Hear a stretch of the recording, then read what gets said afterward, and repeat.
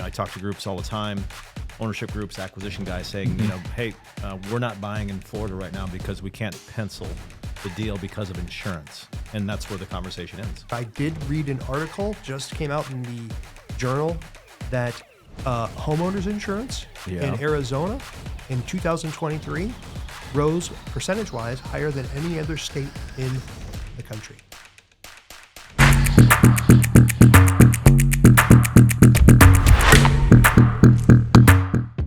When we talk about excitement, is there anything more just gets your juices flowing? Insurance? Woo! Is that one of the items, Yes. John? Well, normally that is a joke, of course, but in all fairness, we have the man, the myth, the legend, Tom Connell, president of Crest Insurance, and one of our most valued partners in our endeavors, in future endeavors. Tom, thank you so much for being here, my friend. How are you? I'm doing great. Thanks for having me. Can I see the I don't know about that introduction. excitement? It's about when yes. you say insurance is exciting. That's where I know you're lying. Well, So, just please, you just contain yourself for the next I will do my 30 to best. 45 minutes. I will do my best. Tom, I've known you forever. You and I actually met prior to you and John meeting back when we were in a little leads group together, you and I. Yes. Right? And I Yes. met you in Tucson, of all places. I think you had hair back then, actually. A little bit. It was, somewhat. Yeah. And grass doesn't grow on a busy street. Though. Tom, going back to when I first met you, you and I hit it off right. Fast friends. Absolutely. We knew so many similar, friends throughout the industry, multifamily specifically, of course. We had the privilege of breaking bread with John going back umpteen years.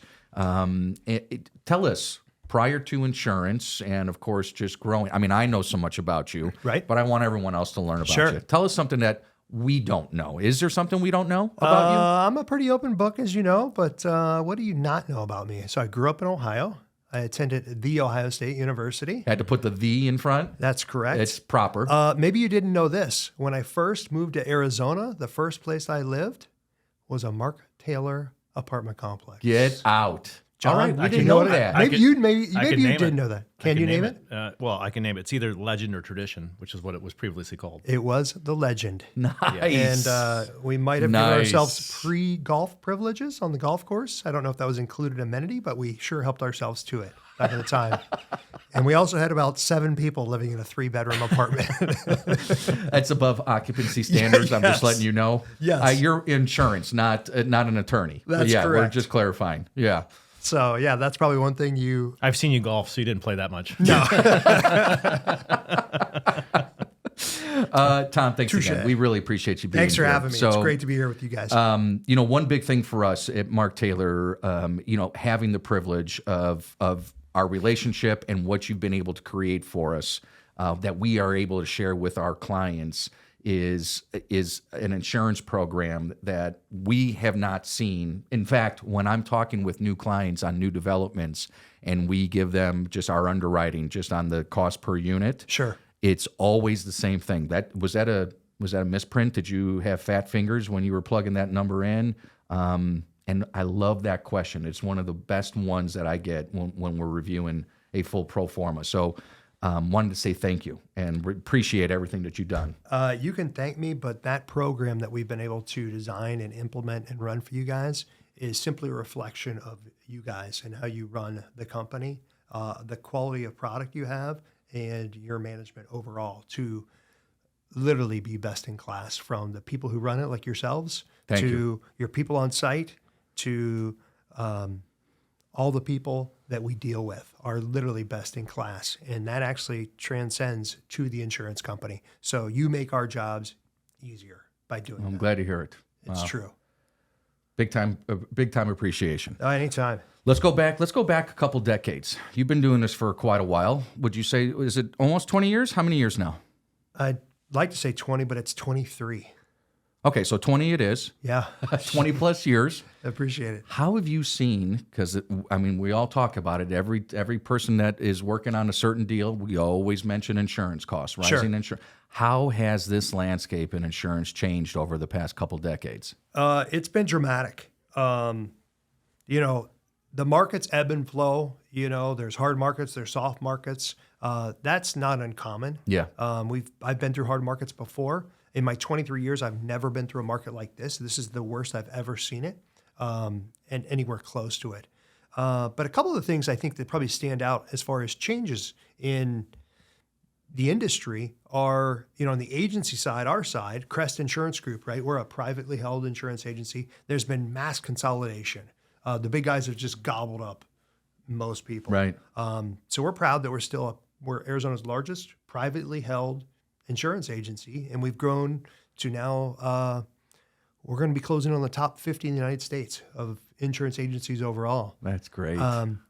But in the buyer side of things, the consolidation on the carriers, right? So there's less carriers out there that are bidding on your businesses. And there's less underwriting. There's less people. It's more big data driven. So, Tom, why don't they underwrite best in class? And it simply doesn't happen as it used to. It's, this is what it is because this is the class and the numbers say this. So the people who used to make decisions, in my findings now, is they have less authority than they used to. Wow. It's the big computer in the back that's making the decisions. It's the software. It's the algorithms that are already being written that are determining what it is. So that's making it more challenging for my side. Takes a little bit of the relationship piece out of it. It does, and to me, that's critical. Yeah.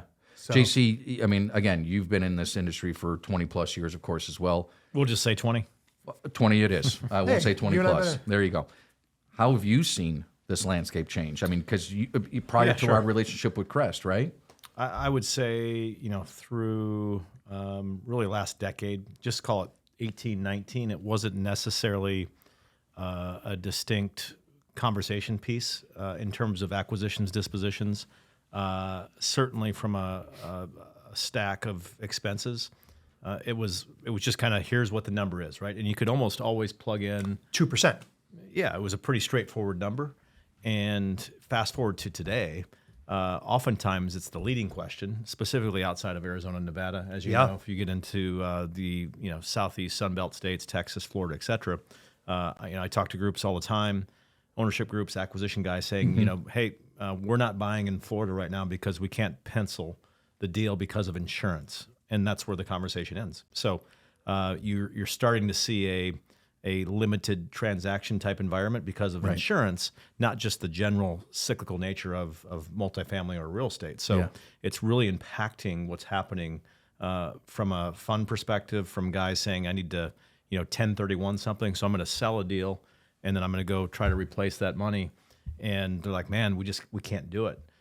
Or probably it's happening more and more. I hear that you just can't get insured. So, who's actually willing to insure? And you mentioned the consolidation aspect. I think that's impacting us negatively and will continue to do so until something shifts. I agree. So talking, I mean, you mentioned there's so many things that can kill a deal. Insurance, of course, one of them, or slow it down in some cases. Why, besides natural disasters or the Sunbelt states, why are insurance costs rising? That's a great question. It's all. So okay. We're in a great spot in Arizona, right? We have no natural disasters here, right? So we don't have the catastrophic, no wind, no hail, no hurricanes, no tornadoes, no floods. It's the best place you can really be. So in the past, all the insurance companies would flock to here to protect their assets when they have to spread the risk. But the overall market, people always say, hey, Tom, why would that hurricane in Florida affect my rates here in Arizona? Yeah. Well, because how insurance really works is your insurance carrier, no matter who you have, does not pay your full claim. They buy insurance on their insurance. So they might only pay $1 million or $5 million, but they're all buying what we call reinsurance. So the reinsurance market has consolidated as well. So there's only a limited number of real major reinsurance carriers out there. Right. So now the same reinsurance carrier that is going to pay that bulk of that hurricane that hits Florida is the same one that's insuring your company here in Arizona. So we actually are all sharing in those losses. So that hurricane does affect us. We're all playing it together. Wow. So couple that with the significant rise in replacement costs. You guys build product. You know exactly how much more expensive it's gotten to build an apartment complex. It's dramatic. Yeah, it's inflation at every level. Inflationary. Right. And then the final piece I'd say is the massive increase in our litigious society. There's simply more lawsuits that are way bigger than they've ever been. Yeah. And there's these things we see I get a lot of literature, and they're called nuclear verdicts, where something that should settle for a couple $100,000 gets in front of a jury, and the insurance company is now on the hook for several $1 million. So that happens over and over again. Right. The rates are going to go up. Yeah. And then finally, if you want to look at it, is, the insurance companies takes your guys' premium dollars that we all spend on our personal lines and commercial lines, whatever you have, and they go and reinvest that, right? So that's what they make a return on. Right. And those investments have not produced the returns that they would have liked. So then they're going to look for an underwriting profit. So that's where they need to make more money on the underwriting side. So all those things are kind of the perfect storm right now that have just caused chaos. I think the litigious piece doesn't get discussed enough, or doesn't quite meet the first it's not a page of popular the subject, newspaper. right? And Right. It's certainly an issue, and you see it, and it's pretty obvious. Like, oh, we have a claim for a trip and fall. Well, how did they trip and fall? And They were drinking. and sometimes there's reality, but a lot of times it's the nuclear option, and say, oh, I saw this case where someone was awarded $5 million. Well, I can be that guy. So I'm going to go figure it out. It's the old McDonald's case, is where the woman coffee. spilled hot coffee for $5 million on herself, right? Yeah. But there's certain segments in our country now that are having a difficult time to even find insurance because of the litigious society of that particular county. Clark County, Nevada, has become a nightmare for insurance lately, simply because of the amount of litigation that is going on there, and the carriers are losing at a rate that they've never seen. It's unprecedented. So they're like, why would I want to do business there when I can come to Phoenix, where I can get a fair shake, Right. or I can at least feel that I'm getting a fair shake? Well, so thank you for filling us in. I didn't realize how much was involved when you're talking about just a simple policy here locally and it encompassing everything that's happening across the country, right? Right. So we're talking about, you mentioned the entire scope of the nation. How's it looking here for Phoenix and Arizona? So, as I stated, we're still in the best place you can buy insurance as far as property goes, relative to the rest of the country, simply because we don't have the natural cat exposure. However, I did read an article, just came out in the journal, that homeowners insurance in Arizona in 2023 rose percentage-wise higher than any other state in the country. Any reason behind that? They didn't go into a lot of it, but we're still below the national average. But it's simply due to they felt it was underpriced. Right sizing. But that's I thought that was very interesting. That ours was the highest increase in the entire country was here in Arizona, but we're still at like $2,300 for an average, and it was $2,600 nationwide. Yeah. So we've been getting a deal. Another reason why it's just so unattainable to purchase a home at this point. Add to the list. Another subject. Yeah. JC's, hearing what Tom was just sharing with us nationally and locally, what have you seen that this is now affecting our clients as far as decisions that they want to make moving forward on a development or even an acquisition? Yeah, I just, I think there's a lot of smart guys in terms of ownership, management, et cetera. So, it's forces, which isn't necessarily bad. It forces innovation. It forces us as management, as a management organization, to sharpen our pencils, to look for alternatives to savings. So, we're all playing by the same rule book, essentially, when it comes to the insurance game. We have a slight advantage because we have a great brokerage company and a great track record. But when you think about, how do you move around that, it's difficult. And in an environment where you have supply cresting across the country, you have rents deteriorating, concessions going up, NOIs being affected by that, on top of all of the other inflationary aspects. It's not just insurance; it's wage inflation, it's turnover cost, R&M. So owners are feeling the squeeze. So there has to be a better pathway forward to make that happen. But I think most of it comes through innovation. So just think about smart home. If I'm a owner of 300 units and I choose to have 4 water sensors in my unit attached to a smart device, and it alerts me as soon as there's a moisture or water issue. Right. That will save me thousands of dollars, potentially hundreds of thousands of dollars if I'm a mid-rise or high-rise. So, actively investing in that capital stack to ensure you're protecting yourself longer Absolutely. term. That creates less loss run ratio issues. That creates less issues for your tenants. Yeah. Obviously, from a capital improvement perspective, it helps you. So I think, as always, we'll innovate and correct, but we have to figure out a way to get insurance under control. Yeah, agreed. So, Tom, we know pretty much now what is causing, right? Some major factors of what's causing the rise. Right. How are you navigating that with your clients?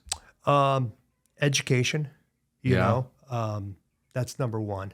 Having them understand what's going on in the marketplace. Yeah. And to me, it's setting realistic expectations with people. Right. That's number two. And then,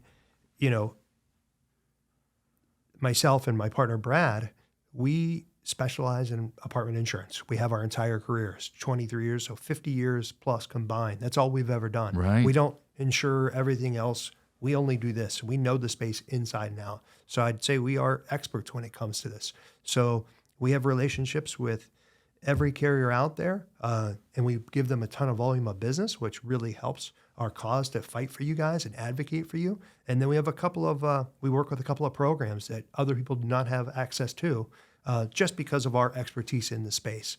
But when it comes down to it, it's really partnering with our clients like you guys and showing them, hey, here's some ways, here's some alternatives, here's what we can do to help mitigate that risk, to help lower the total cost of insurance. Like John said, it's about spending the money now to save the many dollars down the road, right? It's showing how critically important that claims history is. Right. Right. At the end of the day, don't forget that insurance companies are for-profit entities. Right. They want to make a profit. Of course. So Of course. those losses, when we go to renew your insurance and it's time to talk about debits or credits, Sure. the first thing they do is they look at the profitability of the account and they say, okay, let's look over to a 1 year, a 3 year, and a 5 year period.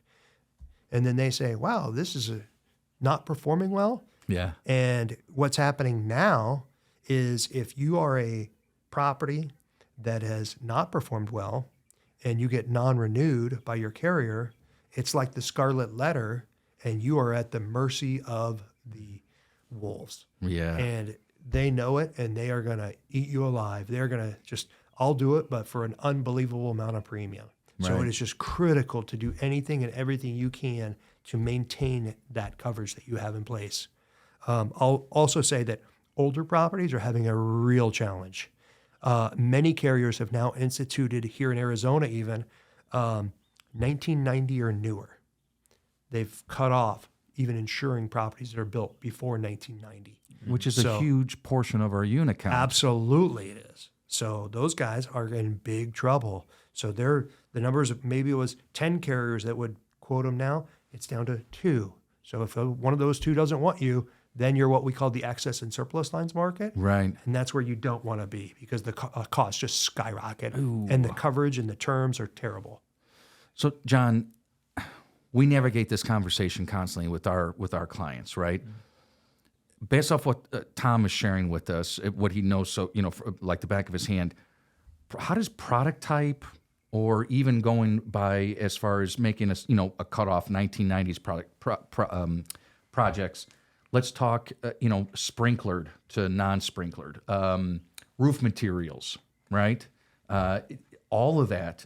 These are now conversations that we normally didn't have in the past with our clients. No question. I mean, it's gotten extremely detailed. If you think about categorically, if it's a SFR, BTR, single story or 2-story versus a garden style, then you go to mid-rise, high-rise specifically. I mean, high-rise is very difficult to insure today. Yeah. For all the reasons you think of. If there's a water intrusion issue on floor 17, that's going to cause some issues down below 16 through 1. So, And just to add, they never happen on floor 1. No, ever. never. Why not? Sure. We can't just restrict them just to And floor 1? floor 16 through 1, they are all on vacation when it happens as well. So no one knows. It's just, that's golden rule.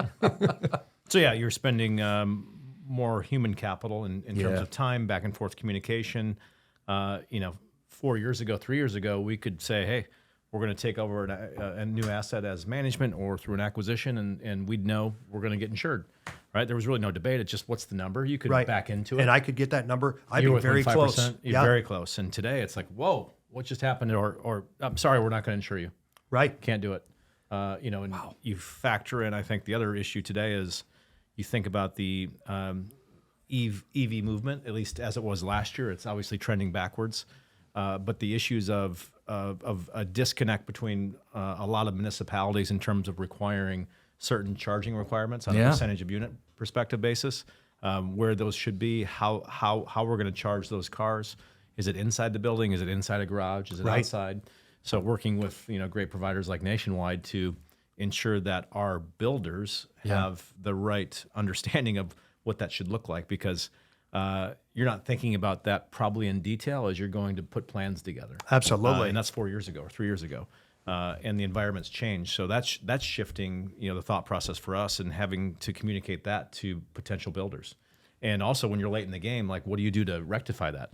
We just had a situation where we had to remove charging, which is just level one, from garages. And that was just to ensure we can get insured. Direct access garages. Direct access, that's correct. So I think all of these things are challenges. What I really hope we see is that pendulum of big data algorithms that will continue, but does it slide back slightly so that there is a human element? Just think about, Formula One, great cars, but the drivers matter. Right. And I think we as management and/or owners that are controlling the car, that's going to dictate some of those things, because in terms of preparedness, inspections, ensuring that you're operating that asset at the highest level, which would mitigate risk. And I think that has to come back into play. There has to be more conversations. It can't just be robots and big data. So I think that will help shift some of the costs back on the groups that maybe don't do it quite right, but also enable or help the groups that actually do it right and mitigate those risks. Well, this is perfect, because I want to ask both of you the same question, because your clients are our clients as well, right? We're your client, but our clients are your clients. Sure. So what advice would you give to our clients in this type of landscape with insurance costs rising, the restrictions, the just utter looking at everything that is so tight, just gripping onto it so tightly? From a developer or just acquisition ownership perspective, or both? Both. Okay. Well, I think as a developer, as always, you should try to forecast all of your expenses, understand the entire landscape of that investment. If you just think about someone buying an asset, they should have a really good idea of what that asset is. Meaning, if it's a high rise with 50% EV chargers all throughout the parking structure, is that a concern from an insurance perspective? Hopefully, over time, insurance is not the tail wagging the dog of investment. Right now, it feels like it is to a certain degree. Yeah. It does, so I think unfortunately. you really have to understand that unlike any time before. So that needs to be a part of your process. I envision that you'll start to see groups hiring third-party consultants on the insurance side. Maybe that's already happening. But if I'm going to go buy, if I have a fund, $1 billion fund, I'm going to go buy, call it 40 assets in 10 different states. I'm going to hire a guy like this. I don't know how your consulting business is yet. We use you as a consultant, really. Yeah. I think that will start to play out. So someone internally might, almost like you had a general counsel in days of the old. Yeah. You add on a layer of consulting from an insurance perspective. So, I think we'll adjust. Smart people adjust. But you have to understand what you're getting into from an investment perspective. Anything?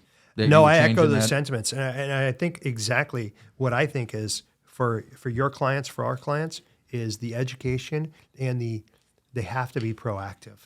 In umpteen years, insurance was an afterthought, as it kind of was. You just plug in the number, but that's simply not the case anymore. So the commercial real estate brokers need to be more educated, because they don't know. They give the buyers of assets these numbers that are outdated, that are not useful, and then they run with those, and then it comes time to actually get the real number, and it's double that. It could be triple that, because times have changed. And it's the entire industry, I think, is still reactive to a lot of the changes. Kind of John was talking about with the smart homes and getting credits. and insurance companies actually valuing you to do those things, they see the value, but they're not turning that into offsetting premium for that value. And I think that's slowly happening. And I think there's going to be kind of the have and have nots. The Sure. people who take it seriously Yeah. are going to find themselves on the very good side of things. And then the owners that don't, or the management companies that don't value that are trying to, kind of cut rate, Yeah. they're going to be left out to dry. Yeah. And I think the capitalism of that is really going to solve a lot of the problems. But it's just a slow process. And the EV, I thought the insurance industry was very slow to respond to that. I still think they're slow. Doesn't seem like it doesn't seem They like don't have a handle there's on any it. communication in between. They don't have any communication with the municipalities, with the developers. No one's on the same page with it as of yet. So Yeah. it's a trial by fire. It's kind of throw it up and just kind of see what sticks, and that's not the way it should be. It should That's be tough. Yeah, it makes everyone's job a lot harder. So let's clarify this too, because before you can actually even get an official insurance quote, how far along in the development process for a developer do they have to wait? Which, of course, the longer they have to wait, the more difficult it is to make changes to their plans, right? Sure. So is there the best time for a developer to really start looking at insurance costs or potential? Well, I would say there's a couple things. They're going to have their construction insurance, the builder's risk insurance, but Right. in the permanent Whole nother topic. whole nother Yeah. topic. But the permanent insurance, the projects take 24 months, 36 months to complete. Yeah. The problem is, Adam, I can go get you an too indication far. today, Yeah. but we know it's not even going to be relevant when it comes time to. My point exactly. So that's Yeah. very difficult. I wasn't meaning to put you in a corner with this. with that's this the hard question. part. Yeah. And the insurance companies are so inundated with people doing that they're so backed up that they're not even willing to respond to us until, with my clients, it's like, hey, unless you're really buying this thing, we Yeah. can't even go get a number for you because they're not going to just go give you a quote that you may or may not. And, especially with how difficult things are to buy now, you might be bidding on 20 assets to maybe Right. get one. Well, the insurance companies are not going to give out 20 bids to have one go through and them not win it. Yeah. So it's a people problem as well. Yeah. So Well, it's not easy. It's just another mountain that is. developers have to climb, right? It's very just difficult. another everything to navigate. So, for both of you, same question: if you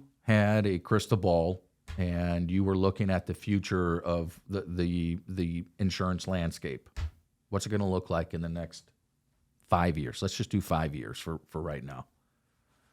Oh, you want me to go behind the expert? Yeah. Right. Okay. No. Who knows? I just think in investment in real estate, really in anything sector specific, non-sector specific, you Yeah. have to have certainty of sorts. You have to have certainty in a capital market that you can provide insurance, right? Or no different than you have to provide personnel or the parts to ensure that you can continue to keep your units moving forward on turns and people can move in and they're working functionally. So I don't know. I think we'll find a resolution. I think you might see a rush to captive or self-insurance that could happen. I don't know. I just think innovation is the key, though.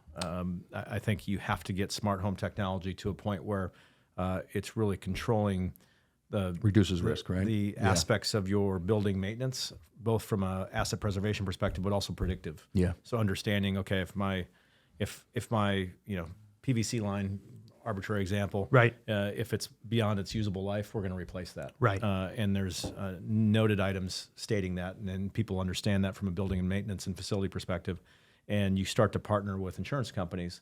Again, knowing there's a competent group running it, they're following the guidelines and procedures. You're out in front of it, and that should mitigate some of those issues. But as long as disasters happen and there's a litigious nature in our Yeah. United States, that's a concern. Tom? Yeah, I agree. So I don't have an answer. No. Good, neither do I. Yeah, we'll edit that part out. No. I think there's ebbs and flows.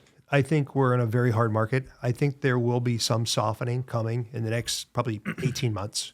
I've already seen on coastal, those are the quickest to rise and the quickest to fall. There's been some settling in that marketplace. That's good news. There's been capacity come back into the market in Florida. for Okay. example, which is fantastic.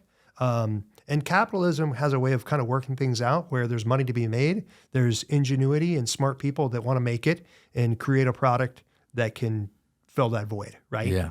But I think John hit the nail on the head that it's going to be technology driven. It's going to be, it's really going to be who actually is involved and cares and puts forth the effort to make sure their property is the most attractive property for that carrier to choose. Because there's so many to choose from. Yeah. It's going to be kind of like who's the prettiest girl to dance to ask. Yeah. That's really what we're looking at. But as an overall, the insurance marketplace is going to be there. I think the terms and conditions they're going to change. Lenders have to change with it as well. That's another thing. That's the other piece. We never even got into Yeah. that. They've got some very stringent rules. They love putting parameters around what they can and can't buy, and they want their asset protected, but at what cost? Because I have a number of buyers that are saying, "Go ahead, I'm going to hand the keys back over to you because we can't afford to even buy what you want me to buy." Yeah. And that's a real thing. I deal with that a lot. So, I think you're going to see some smart people and some smart owners take ownership of it. Sure. Your bigger groups, I think, will do some sort of self-insurance. Captives on the property side they're not quite there yet. But you're going to take more risk yourself. Yeah. I think that's really what you're going to start seeing, and do some self-insurance. Well, I'm going to tell you this. Besides, of course, being very, very intelligent, having a tremendous amount of experience in this. Oh, you don't even know what I'm going to say to you right now. I see the look. You're talking about yourself. I was talking about you. I'm talking about you. Your voice is very soothing. Wow. So when you're having these struggled conversations with clients, I'm sure you probably get through them very easily, making people just feel that much more safe and just, Tom's got this. Thank you. It's very difficult to have some of these conversations. It's not the conversations I want to have. It's just uncomfortable. I try and put myself in your shoes. That's what I try and do. If it was my business, if it was my company, what would I do? What would I want to do?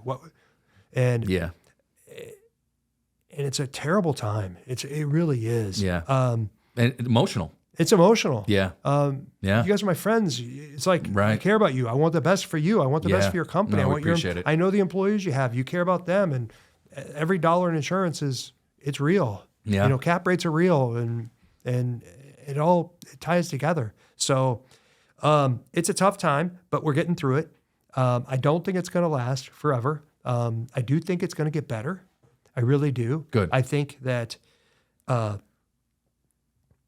you guys are in a great position as Mark Taylor and your owners because you operate fantastic properties. Your pride of ownership is unmatched, and your commitment to doing things the right way, thank you, man. it shines through because as much as this stuff is automated, there are still some humans back there that we can tell a story to. Yeah. And we invite them to come out and look at your properties and view the way it's run, and then go down the street and look at someone else's property.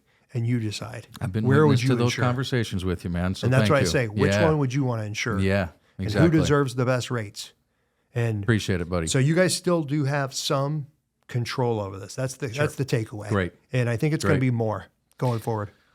Tommy, thank you so much for being here with us, Thanks man, for having and me. for educating everybody. So, you admitted, full transparency, that you haven't watched every episode at least 3 times over and over again. That is, Only twice? You're going to get to 3 times going through all 3 seasons? I reserve the right to answer that. Okay, all right. Right. You plead the 5th. So we have a tradition Yes. on what we're grateful for today. Okay. Would you like me to ask you first, or would you like Mr. think you gotta go to JC? Tom first This now. time Yeah. we're going to switch it around? I would say absolutely, but I always defer to my clients. I always let them because I don't want to step on their toes. So I'll let him answer first. JC, what are you grateful for today, my friend? Well, this was an easy one today. Yeah. I am grateful to you, Adam, for introducing me to Crest Insurance, Tom and Brad, prior to you working with Mark Taylor back when you were selling bug juice. And, Yes, and it's not sugar. It wasn't sugar water, by the way. It was not. No. Jaron. Yeah. Yes. An old friend of ours. Yes, an old friend of That's ours. funny. No, I appreciate you introducing us. And you're like, you got to talk to these guys. And Yeah. I'm like, okay. Sure. Like, another insurance broker. Come on. Yeah. I got to talk to them. But, grateful for you for the introduction, and Tommy, grateful for you and Brad, and obviously Cody for supporting us in this process and really building the program that we have today. I know it's an attractive element to our business model, and I appreciate probably the most the relationship, because you guys are there 24/7.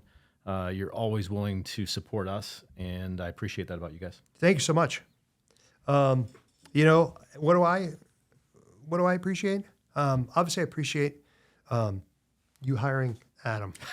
That's what I appreciate, because it was the best decision you made probably in a long time. Brian, is it getting a little thick in here? A little thick right in here. now? It's getting a little thick? All right. No, but I appreciate the relationship we have, really, is what it's the trust, and it's a partnership between us and you. We're here to help you. We kind of consider ourselves an extension of you to help you guys do your business better. Brad and I have prided ourselves. We don't want to be corporate guys. We never want to be corporate guys. Yeah. We're guys that you call on the cell phone at any time. We're going to pick up the call and do it the best we can, and treat your business as if it were our own. That's what we really want to do. And thank you for all the introductions you've done for us, and having our backs as well, and promoting us. We appreciate that. You can buy insurance from just about anybody. There's probably 50 on the street. Yeah. But you choose to buy it from us, and we don't take that lightly. And we try to earn your business every day, and we just appreciate you guys for being good partners of ours. I say it when it's appropriate. It's a great marriage. It's a great marriage. Yeah. Thank you, man. Absolutely. I've got two of them I want to say real quick. One, we have mentioned Brad Robinson a couple times throughout our little chat here, and I just want to say I'm grateful for Big Brad. Big Brad, I know you couldn't be here today. You stand on the wrong side of the golf ball when I have seen you golf. But when you connect on that golf ball, it says ouch as soon as it's leaving the tee box. So we miss you, Brad. Thank you for all your hard work, the partnership, friendship, and that list just keeps on going and going and going. My second one is I mentioned how grateful I am for our fantastic videographer. Hang on. Does the ball say ouch because it goes straight left into the street, left of the fairway? I was trying to be nice to okay. Brad. I mean, he's not here to defend himself, Okay, John. I that's mean, fair. we wanted to make sure. So I talked about how grateful I am for Mr. Brian, who I, of course, just asked if it's getting thick in here.